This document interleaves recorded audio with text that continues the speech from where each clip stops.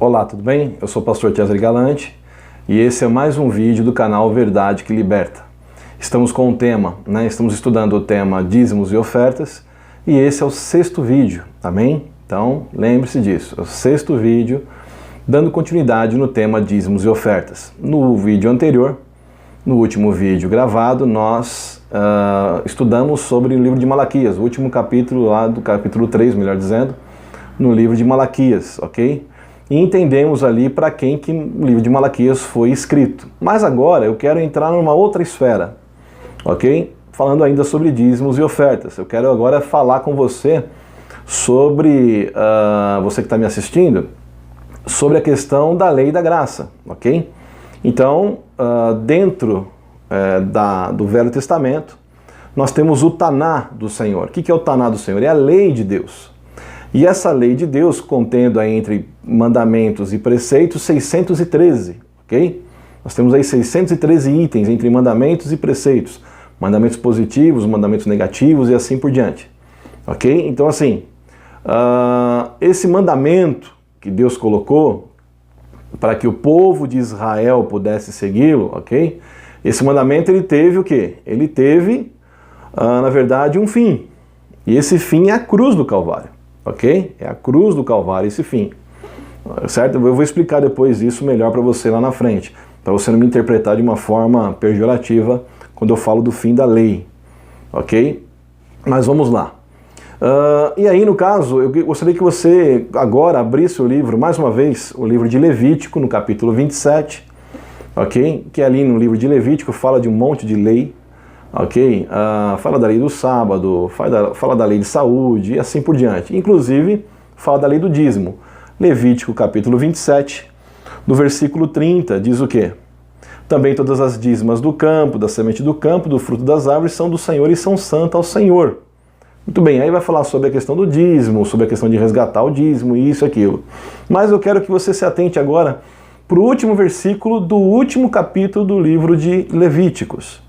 Que diz o quê? No versículo 34, último versículo do último capítulo, que diz assim: E estes são os mandamentos que o Senhor ordenou a Moisés, para quem? Preste atenção nisso, para os filhos de Israel, no Monte Sinai. Para os filhos de Israel, aonde? No Monte Sinai. Então, assim, nós sabemos que Deus ordenou. Mas foi para quem? Foi para os filhos de Israel, esse Israel físico, ok? Esse Israel físico.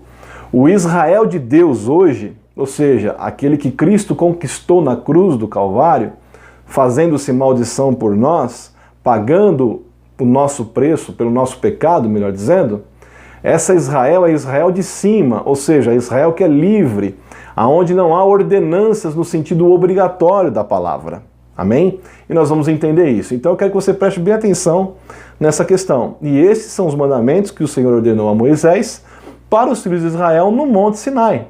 Ok? Muito bem. Então, para quem que foi ordenado? Para os filhos de Israel. Aonde? No Monte Sinai. Então, agora vai lá comigo no Novo Testamento, ok? Em Gálatas capítulo 4. Livro de Gálatas, ok? No capítulo 4.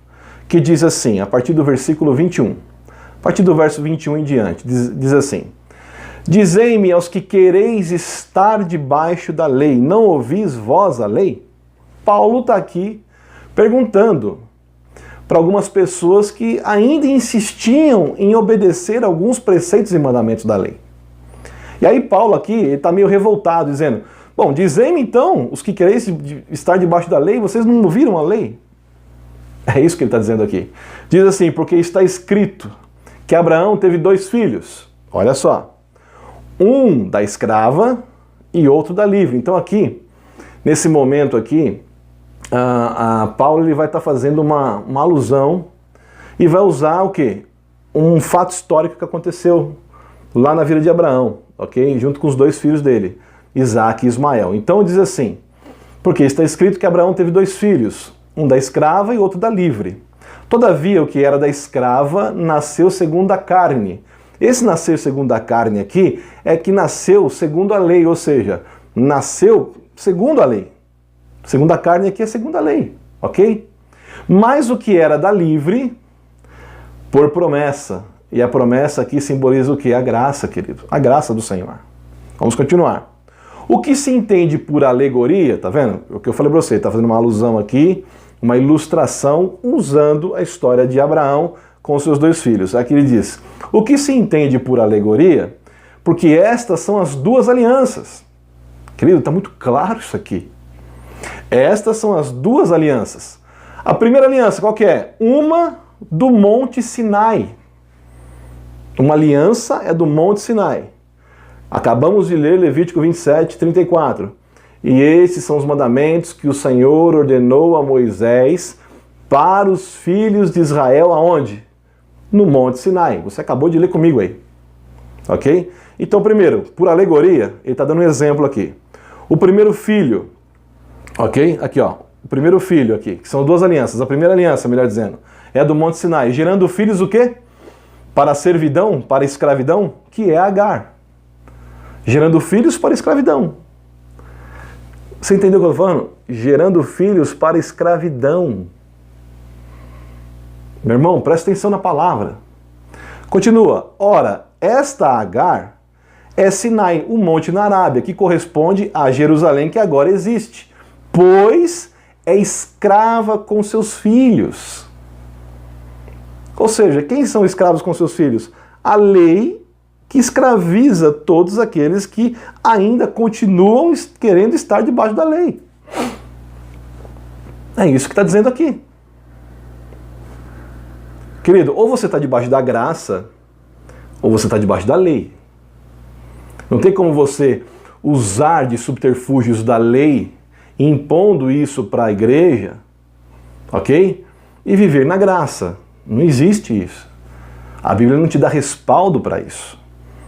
Aí uma certa pessoa um dia me indagou dizendo assim, ah, pastor, quer dizer que a lei não vale mais, então é isso? Então a lei diz que eu não posso matar, agora eu posso matar? É óbvio que não. É óbvio que não. Hoje você não mata não porque a lei está dizendo para você não matar. Hoje você não mata porque o Espírito Santo habita dentro de você e você ama o seu próximo e de forma alguma você vai querer matá-lo. Você entende a diferença qual que é aí? A diferença hoje é o seguinte, não roubarás. É um preceito da lei, é um mandamento da lei. Não roubarás. Ah, pastor, então quer dizer agora que porque a lei agora não serve mais para mim, então eu posso roubar? Querido, bota a mão na tua consciência, você acha isso? Hoje você não está roubando hoje, sabe por que você não rouba hoje? Você não rouba, melhor dizendo?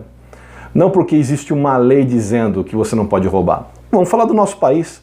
Existe o nosso quê? Não existe o nosso Código Penal Civil. E lá no Código Penal Civil diz o quê? Que se você roubar, é crime. Você está cometendo um crime. E por conta de você cometer um crime, você vai o quê? Você vai pagar por esse crime. Agora eu te pergunto, o cristão ele não rouba porque o Código Penal Civil brasileiro diz que você não pode roubar? É por isso que você não rouba? É por isso que o cristão não rouba hoje? O cristão não rouba hoje porque tem uma lei dizendo para ele não roubar? Eu creio que não, querido. Eu entendo pela palavra que hoje eu não roubo, você não rouba, porque o Espírito Santo habita dentro de você. Porque o Espírito de Deus, Deus soprou o seu Espírito dentro de você. E por isso você ama o seu próximo como a ti mesmo. Você gostaria de ser roubado? Eu creio que não.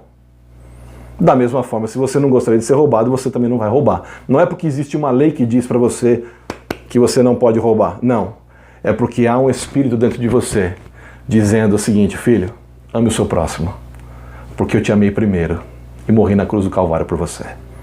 Amém? Vamos continuar.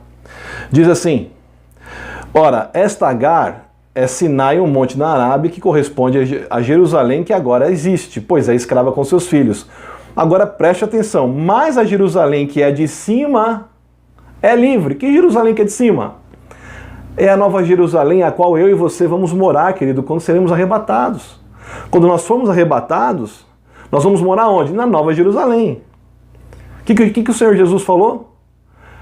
Eu vou, mas eu volto. Mas eu estou indo para preparar-vos lugar. Então, não é essa Jerusalém que você vai morar. Essa Jerusalém de hoje. Uma Jerusalém totalmente afundada e escravizada pela lei. Não, querido. A Jerusalém que você vai morar, e que eu e você vamos morar, é a Jerusalém livre, aquela que foi construída pela graça do Senhor. Mas a Jerusalém, continuamos lendo, a Jerusalém que é de cima, ou seja, a Jerusalém espiritual, é livre, a qual é a mãe de todos nós. Continuando. Mas nós, irmãos, somos filhos da promessa como Isaque. Mas o que diz a Escritura? Mas o que diz a Escritura? Por favor, pelo amor de Deus, eu quero que você leia comigo. Mas o que diz a Escritura? É uma pergunta que Paulo está fazendo aqui para mim e para você. Mas o que diz a Escritura? Lança fora a escrava e seu filho. Ou seja, lança fora a lei. Lança fora a lei. E quando é para lançar a lei fora, é para lançar toda a lei fora. Toda a lei. Contando com o dízimo, contando com o sábado, contando com o voto, contando com tudo que consta dentro da lei. Paulo diz assim, mas o que diz a Escritura?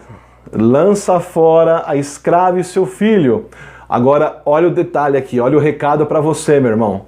Porque de modo algum, o filho da escrava, ou seja, aquele que vive hoje dentro de um preceito da lei, herdará com o filho da livre.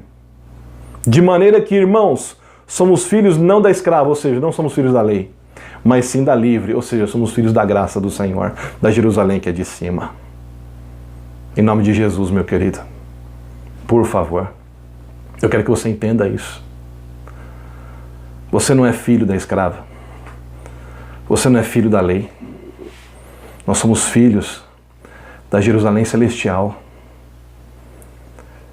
É isso que nós somos filhos. Então, por isso, querido, eu não preciso, como pastor, olhar para você e falar assim, olha, eu preciso que você contribua na igreja, porque senão o devorador vai entrar na sua casa. Não, querido. Se você tem o Espírito Santo de Deus, se Deus transformou a sua vida e verdadeiramente você é um discípulo de Cristo, então você ama o seu próximo, então você ama a obra de Deus, e eu não vou precisar ficar pedindo para você. Você por si só, tendo o Espírito Santo, sendo salvo, legitimamente salvo, você vai olhar e você vai se incomodar se algum irmão teu, algum próximo teu está passando alguma dificuldade, e você vai ofertar na casa do Senhor. E você vai doar, não só 10, mas 20, 30, não importa quanto, 1%, 0,5%, não importa. Você vai doar o necessário, ou até acima do necessário, para poder ajudar a casa do Senhor. Eu não preciso ficar usando subterfúgios da lei para te ensinar a ofertar, a contribuir na casa do Senhor. Lança fora a escrava, porque de modo algum o filho da escrava herdará com o filho da livre. De modo algum, querido. É o que a Bíblia está nos dizendo aqui. É o que a Bíblia está nos registrando aqui. Você está entendendo agora aqui o que a Bíblia está dizendo? Que de modo algum, olha só, leia a sua Bíblia, leia, medita nela. Leia aí comigo, porque de modo algum. Quando Paulo está dizendo de modo algum, existe algum modo, querido? Não. Não. Sabe o que eu vejo aqui? Que corre-se um grande risco das pessoas que estão pregando voto, estão fazendo festa do tabernáculo dentro das suas igrejas, festas cerimoniais, que estão pregando dízimo. Pregando dízimo de que forma? Malaquias, empurrando goela abaixo Malaquias. Acabamos de aprender que Malaquias não foi escrito para o povo. Está empurrando o sábado. O que eu estou vendo aqui é que as pessoas que andam dentro da lei,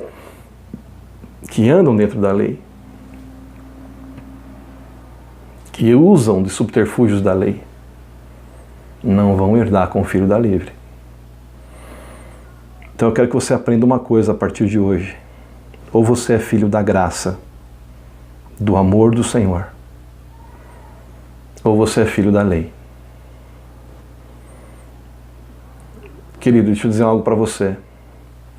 Se o pastor da sua igreja tem que subir lá no púlpito e ficar pedindo dinheiro, ficar pregando dízimo sobre a ameaça do devorador, sobre a ameaça de que você está roubando a Deus. Se o seu pastor tem que subir lá em cima e ficar esmolando muitas vezes, para que você contribua, corre-se um grande risco de você não estar salvo. Sabia disso?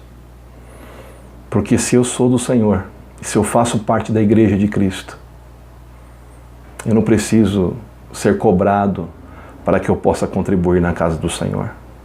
Sabe por quê? Porque o amor de Cristo está na minha vida, o Espírito Santo habita dentro de mim, eu tenho o selo do Espírito Santo. E se eu tenho o selo do Espírito Santo, o próprio Espírito Santo vai tocar o meu coração e dizer assim, ó, leva uma cesta básica para o teu irmão que está lá, ó, passando dificuldade. Paga uma água para aquele teu irmão, paga uma conta de água para aquele teu irmão que está desempregado. Sabe aquela irmãzinha lá de 78 anos que tem na sua igreja, que é dependente de 10, 15 comprimidos por dia? Vai lá, oferta uma caixa de remédio para ela. Pega a receita dela, vai lá e compra. Sabe aquele teu irmão, aquela tua irmã que está do teu lado dentro da igreja e que você vê que aquela roupinha está bem surrada e você vê que ele repete várias vezes a mesma roupa, todos os cultos que você encontra com ele? Sabe por que ele repete, querido? Porque ele não tem a roupa. Sabe o que você faz, meu irmão? Em nome de Jesus, vai lá, leva ele numa loja, compra uma roupa para ele. Compra uma roupa que você vai usar, que você usaria. Sabe aquele irmãozinho que está com o sapato furado, rasgado, sabe? Então, quantas vezes vocês já viram o irmão lá, aquele sapato rasgado, surradinho, né? E você com 3, 4, 5, 6 pares de sapato dentro da sua casa. E você não se incomoda com isso, meu irmão? Isso não te incomoda? Pastor, isso não incomoda o senhor, pastor? Isso não incomoda o senhor, pastor? Se tem algum pastor aqui me ouvindo agora, de que adianta, pastor, o senhor construir um mega templo e as suas ovelhas, ou qual? As ovelhas do Senhor, a qual o Senhor depositou a sua confiança em você, pastor, para cuidar delas. O templo está lindo. O templo está num som de última geração, as cadeiras são estofadas, hein? Gasta lá 50, 70 mil reais numa aparelhagem de som, gasta num banco lá, aqueles bancos de madeira lindo, confortável, gasta lá R$1.000 em cada banco, e um membro da tua igreja está passando fome dentro de casa. Já pensou nisso, pastor? Ou você vai dizer que isso não é problema seu, que isso é problema do país? Isso é uma condição financeira do país e isso quem tem que resolver é o governo. Como eu já ouvi falar nisso, como eu tive o desprazer de ouvir isso também de um colega, de um irmão em Cristo. Se eu posso dizer que isso é um irmão em Cristo. Quantas vezes já cortaram a luz de um membro da tua igreja, pastor? Só que, infelizmente, o dízimo era para pagar o aluguel, né? O dízimo era para pagar o aluguel, o dízimo era para pagar a prestação, né? Daqueles bancos, era para pagar a prestação do forro da igreja. Fazer o quê? E aí esse membro, essa ovelha, continua perecendo, sem luz ou sem água, muitas vezes sem alimento.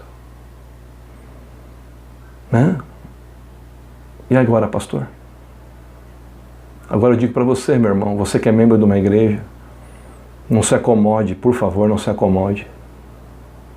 Não se acomode.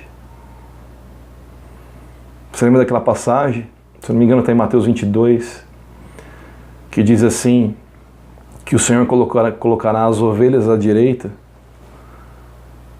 e os bodes à sua esquerda? Lembra dessa passagem bíblica? Lembra disso? Qual foi a condição para essas pessoas entrarem no céu? Vinde benditos do meu Pai e entrai e tomai por herança. Qual foi a condição? Aí as pessoas, mas por que, Senhor Deus? Porque eu tive sede, me deste de beber, tive fome, me deste de comer. Estava nu e vestiste-me. Estava preso e foste visitar-me. estava doente e você fosse me visitar. Mas, Senhor, quando que nós fizemos isso ao Senhor? Em que momento que o Senhor esteve nu, ou esteve com fome, ou com sede? Aí o Senhor Jesus fala o quê? O que ele diz? Ele diz assim, olha, toda vez que fizestes a um destes pequeninos, fizestes a mim também. E aí ele olhou para os bodes e disse o quê? Apartai-vos de mim, vós que praticais a iniquidade, porque eu tive fome e não me deste de comer. Tive sede e não me deste de beber. Estava nu e não vestiste-me. E assim por diante, você já conhece a história. Pensa bem, querido. Não dá para servir dois senhores. Ou você serve a Deus ou a Mamon, que é o Deus do dinheiro. É muito bonito eu ver esses templos gigantescos, a igreja linda, mas é lastimável ver o conteúdo dessa igreja. Muitas vezes um monte de gente passando dificuldade, passando necessidade, sabendo que poderia ter usado isso para ajudar os pobres, os necessitados, mas simplesmente as pessoas não querem saber disso. Amém? Pense nisso. Continuaremos no próximo vídeo, no nome de Jesus. Amém? Ainda no tema dízimos e ofertas. No próximo vídeo eu quero mostrar para você por que Jesus mandou dar o dízimo. Se ele mandou dar o dízimo, será que você tem que dar o dízimo hoje também? Porque foi Jesus que mandou. Veremos no próximo vídeo. Deus te abençoe. Amém? Um abraço. Até mais.